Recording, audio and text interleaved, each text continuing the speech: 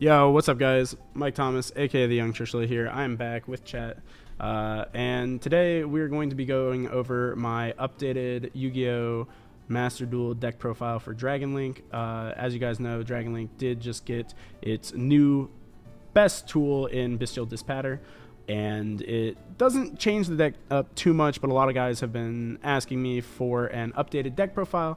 And you know, I figure I just give the people what you want. So let's hop into that, and I will show you guys the deck list that I played to get Master 1, as well as the changes for the new inclusion of Bestial Dispatter. So let's hop over here. So I'm going to open this deck list up. So this is the deck list that I used for the most part to get Master 1. We hit Master 1 on day 1 of the new season being open. It was a pretty easy climb, I would say, all things considered. However, when we did that, Dispatter was not yet in the game, so we did have to make a couple changes. I only changed 2 cards. I cut a Rocket Synchron for a Bestial Lubellion, and I cut a Hot Red for Dispatter. And you might be wondering, but Trish, the ban list wasn't in effect a few days ago. Didn't you have to cut a Chaos Space and a Quick Launch? And, you know, that's a brilliant thought that you're having there, Duelist. I would have had to cut those if I had played 3 of both. I just played post-ban list. I just played 2 Chaos Space and 2 Quick Launch the whole climb. And I wasn't even really trying to play post-ban list. I just made the post-ban list deck list, queued, and didn't realize that I was playing a post-ban list deck list until I took the screenshot of the deck list. So if that gives you any idea on what like the consistency hit was like, I literally did not even realize that I had been playing a post-ban list deck list until after I had reached Master 1. So this, yeah, semi-limits, real impactful, guys, real impactful. But anyway, as always, I will go over this deck list in the best way that I know how in Master Duel format.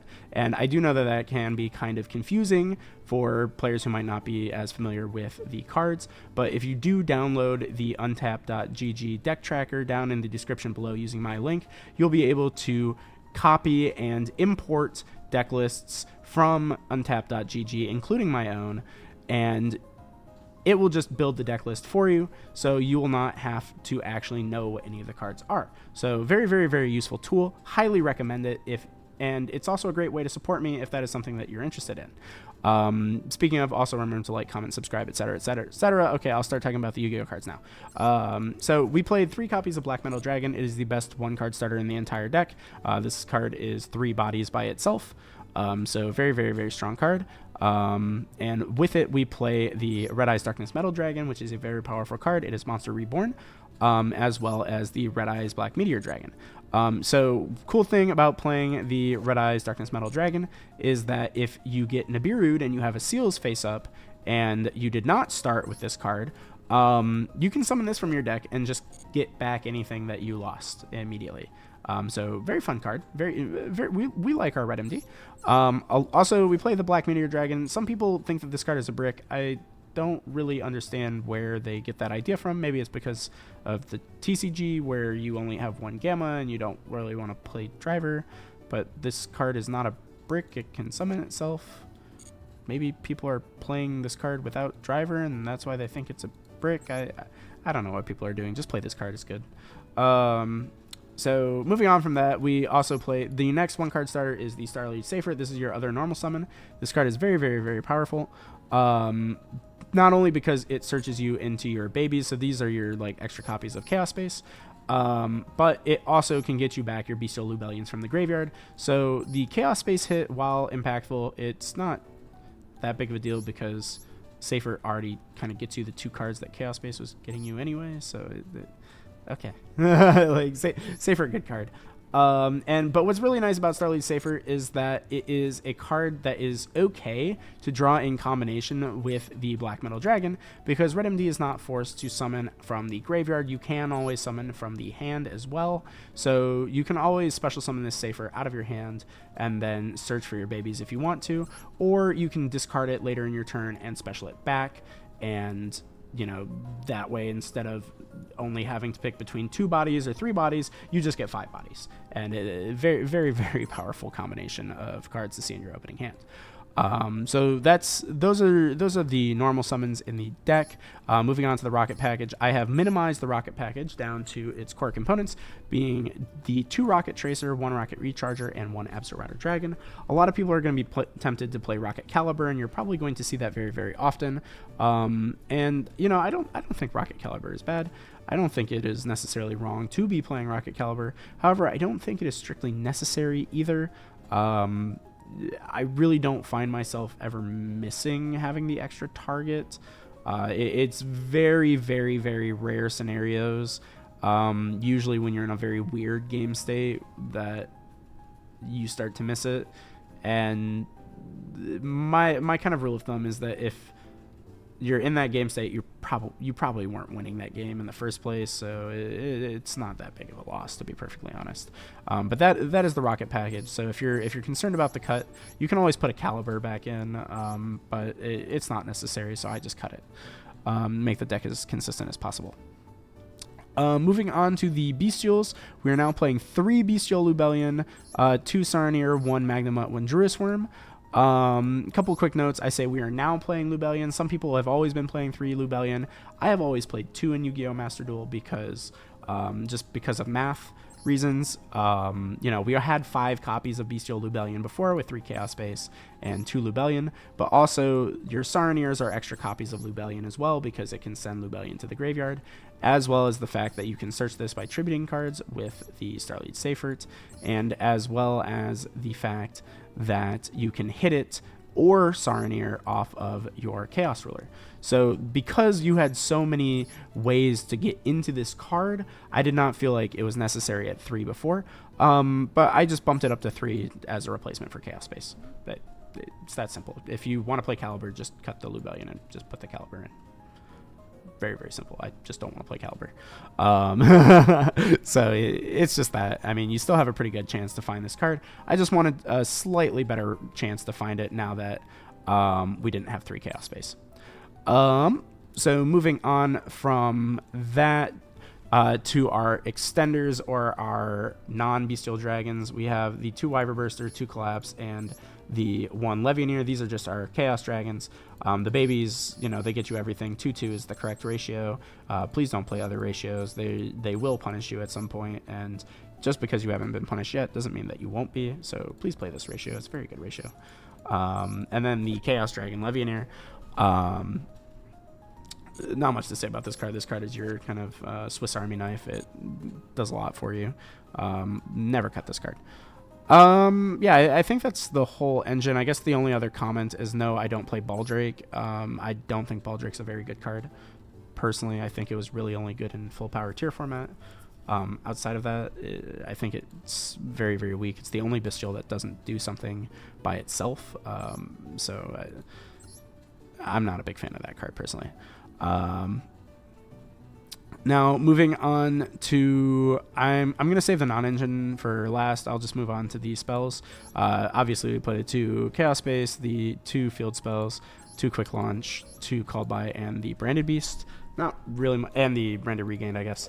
Not really anything interesting to say about these cards. Just no cross out, because I'm not the biggest fan of cross out in this deck. I don't think it's super necessary, but you can play cross out if you want. We're already at 47. Who cares? And then for the non-engine, I'm playing the 3 Ash, 3 Max C, 2 Gamma Driver, the Nibiru, and 3 Droll and Lockbird. Personally, I think you can cut the 3 Droll and Lockbirds if you don't want to play 47 cards. The reason I am playing 47 cards and I'm playing the 3 Droll is earlier on this week, when I was playing, I hit a bit of a rough patch where I was just drawing the worst hands humanly imaginable every other game, and I was getting very, very frustrated, and I said, I'm going to put 3 more cards in my deck so that I will hopefully space out my draws just a little bit more, and instead of drawing Boot Sector, Ravine, and Red MD, I will draw Boot Sector, Ravine, and Drone Lockbird. So that's really the only thought that was going through my head, but Drone Lockbird is also probably one of the best hand traps in this meta, so definitely not a bad include at all. But if you are looking to reduce the deck size down to something like 44, something maybe a little bit closer to 40, if that's something you're more comfortable with, these are just the easiest first cuts. You can't cut the Gamma Driver package because the Meteor Dragon. You probably shouldn't do that. But this package is very, very strong, especially in Dragon Link, since you are at risk of losing to that Drone Lockbird or sometimes to Ash Blossom, since most of your starters at least do play into those cards. So having the Gamma there to instantly win you the game with the Chaos Ruler is very, very, very nice, as well as it being a very good going second card. So that's it for the main deck. For the extra deck, it's, there's not really much to talk about. It's still just Savage, Chaos Ruler, and Baron. I'll stop on Baron just for a second because I have seen some comments, people asking like, why am I playing Baron? Baron's a very good card. Chaos Angel is not a very good card. Baron trades 2 for 1. Chaos Angel trades 1 for 1. Baron has a pop and a negate. Chaos Angel has a banish, and it's a towers. And towers monsters tend to not be very good. So play Baron. Play Baron. It's the better choice. And then obviously the new card, the reason that we're making this video, Abyssal Dispatter.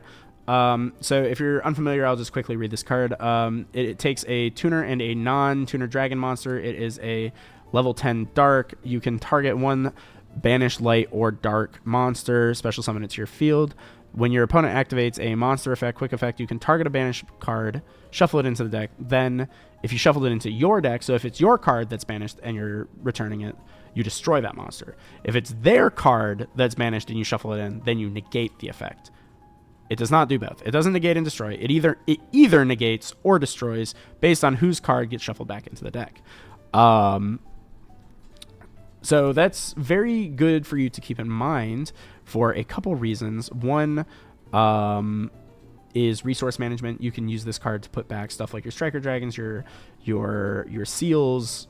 Honestly, anything that just winds up banished, you can use this to put it back, which is very, very important. But also on top of that, you can use this as a negate, as a way to help break through boards. So if you're going second and you use a Bestial, this card could come out as a negate right off the bat, which is really, really, really powerful.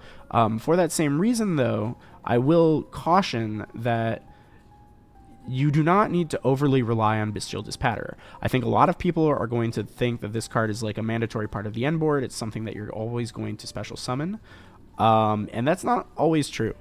This is not a card that you have to force out. The combo lines don't revolve around this card now. We can make it. It makes our life easier sometimes, but you don't have to. I personally, I think this card's a little bit better going second than it is going first.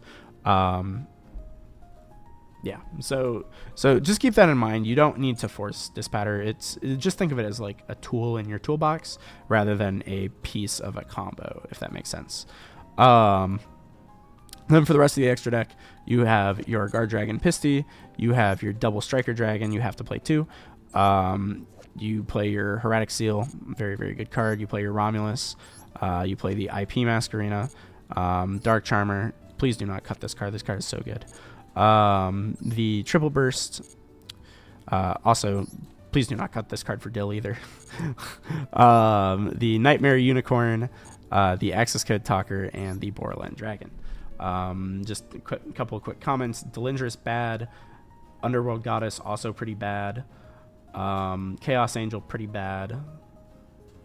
Those cards are all cards that are just strictly unnecessary when you play this deck optimally, and oftentimes they cause you to lose resources, which you don't necessarily want to do. And if you are interested in learning more, come check out our Twitch stream at twitch.tv/TrishulaTTV. We do have a lot of fun over there. Or hit me up on Metafy. I am available for booking if you do want to learn more about Dragon Link, you want to talk about the deck. But yeah, I play this deck all the time. So come hang out, come learn about dragons. That's about really all there is to say. Drop a like, drop a comment on this video. It really does help me out a lot. But please let me know how you feel about Dragon Link moving into this DC Cup, and also the MCS 5K Invitational if you are going to be playing in that. I know I will be, but if you're not, definitely check out MBT. Watch the show. It should be a good tournament. Some very good players playing in that. So that's all from me. Hopefully you guys enjoyed, but I hope to see you guys in the next video.